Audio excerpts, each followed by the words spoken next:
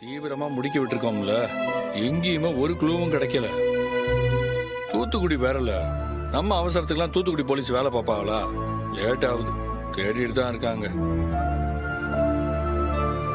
அண்ணா, பேசாம நம்ம எல்லாரும் தூத்துக்குடி போனா என்ன? போலீஸ் ஒரு பக்கம் தேடட்டும், நாமளும் ஒரு பக்கம் தேடலாம். 2 குரூப்பா தேடினா அவங்கள சீக்கிரம் பிடிச்சிடலாம்ல. பிரசிடென்ட் சர்வால், நானும் அதே தான் நினைச்சேன்.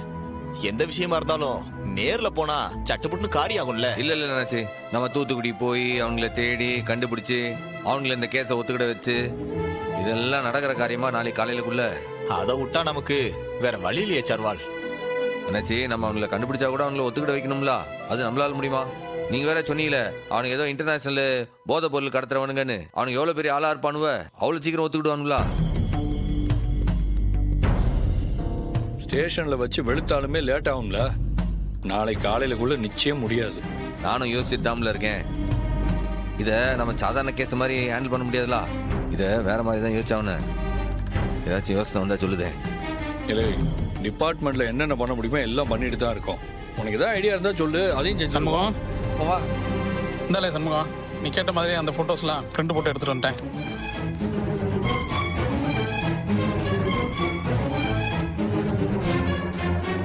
அதை வாங்க.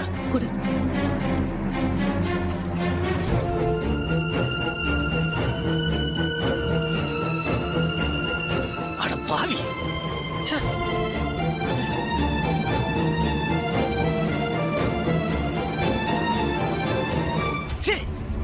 இவ்வளவு கேடு கட்டவனா இருக்கானே.